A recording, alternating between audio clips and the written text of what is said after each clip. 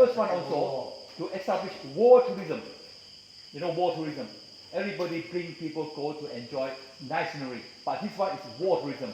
Who want to come to see a war? Of course, nobody want to see their war. But we dig their memory. Your ancestors were here. Why your ancestors were here? Because they liberate us. They liberate us from being ruled by Japanese. Japanese torture us. But this soldier, Australian soldier and British soldier, they were here. They did not come here fighting. They were being transferred from Singapore. During the Battle of Singapore, they were the prisoner of war. They were the prisoner of war, so they were being taken from Singapore to Sandakan in early 1942. Why? Japanese want prisoner of war to build airport, airstrip. Don't say airstrip. Wherever Japanese go, they want to have airport or airstrip, so that they can come in and go away. So they can transfer whatever, treasure or whatever. But every time they build an airport, airstrip, American come, boom, finish.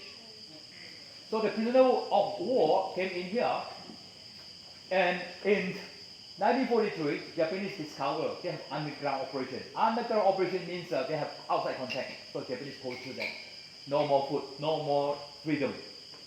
Officers, they were transferred to Kuching, somewhere else. Okay, the rest of the prisoner of war suffer. So in 1945, Japanese knew that the end of the war, end of the war, because they lost the war. So how to dispose these 2,500 prisoners of war? 1,700 plus Australian, 641 British. How to dispose them? How to get rid of them? Cannot shoot. If you shoot them, you will have a heavy punishment. Heavy punishment in war crime. After war, you lost, you are going to be judged. Definitely you'll be hanged because you come to attack people. So how to get rid of them? Good idea. So they force them to walk from Sandakan to Ranau. This is Ranau. In fact, they would like to get them to walk to Jessican.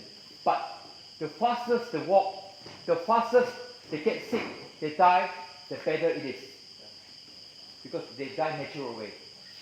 2,500 of them, they picked the first march in January. Early January 1945, end of February. End of January, early February. 455 of them. Who want? They say, prisoner of war, now you are going home. You walk from Sandakan to Ranau to Jefferson. Of course, I want to walk. Fit. I'm fit, I walk.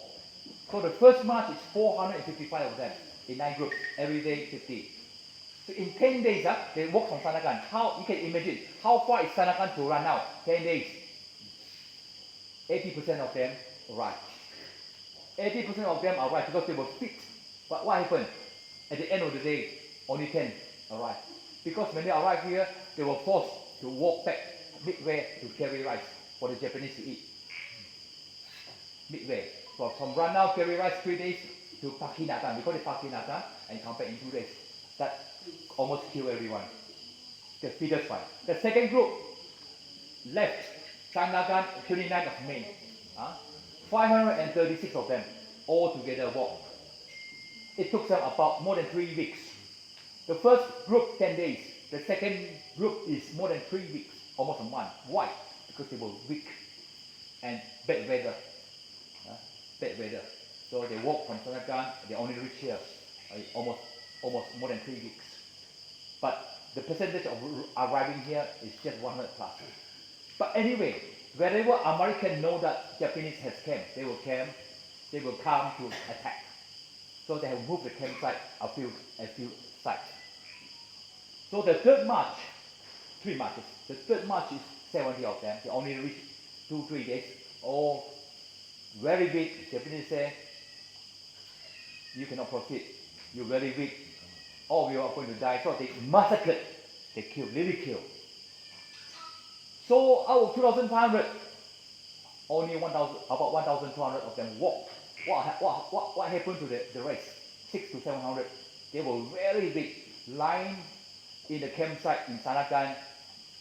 It's a matter of time they're going to die. Americans come to bomb Sandakan, including them. So 700, more than 700 of them killed by the American bombing. So that's why the history of Sandakan Ronald Day March were being kept silent for 60 years. 1945 to 2005, 60 years. Sabah Society exposed it to us. They commissioned us to go and trace. How to trace? I did not know what was that much. I never know what was that much. But local people helped us. We did researches and we managed to meet a lot of local people. They were the live witness. Yeah? And then so official walking was in 2006. 2006 documented by Australian Broadcast Corporation, Channel 9. If you go to Australian Broadcast Corporation, Channel 9, March 2006, you can see the documentary of us working with them.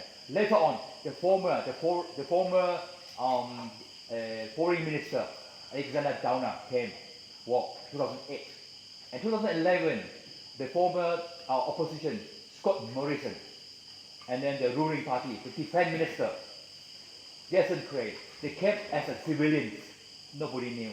They were very important people, and we brought them. If we know that those days they were very important people, or they were minister, we will be, oh, these people very work so much, security-wise. That's why nowadays, when we guide people, when we guide soldiers, especially military or armed forces, especially from UK, no uniform. You cannot wear uniform. You come as a civilian, the only we will handle you. So Australians, relative of prisoners of war, they were the first group of coming here. And we won Tourism Malaysia Award 2008 for the first one who established war tourism. Yeah, war tourism. Of course, we have won so many Tourism Malaysia Awards until the last one in the year 2000. I gave up. I do not want to contest because unfair. During, I think, Datuk Sri Ng Yen Yen was the Minister of Tourism. Unfair. So I stopped. I said, let you all take it. I have enough already. I got enough. What award you want? Package, tour guide, operator, I got enough. Sandakan Day, August 15 marked the end of the war, and the event ceremony is in Sandakan. And Remember Day in Labuan for the grave of the prisoner of war. So, during the 75th commemorations of the Sandakan Ronald Day March, they want to have the ceremony, but our government said no because of the MCO. But anyway, in August it was loosened a bit, so they came here. They contacted us. So it was the greatest opportunity. The Australian High Commission, the British High Commission, together, they commissioned us to guide them after the ceremony, the virtual ceremony in Sandakan. So we went to pick them up. For the first time in the history of the Australian and British High Commission coming over here, for the first time, they sit in our tour van. Our tour van, a high-ranking people, sit in tour van. No ninja, no viewfire or whatever. They were so low profile. They paid and sit in our van. But they want us to show them the whole way. Sandakan Ronald Day March, the important point. So we show them. And here, right now, here, a very, very niche tourism product, community tourism product that you can promote. So I was here briefing them from A to Z. They were very impressed because they said they read so many books. They have not seen what I have shown them. They have not heard what I have tell them like now I'm telling you. So they were very emotional. They were very thankful. That was August 2020. So, well, say goodbye. And we were very proud because for the first time, High Commission, very high-ranking people, sitting down in tour van. I would say very proud.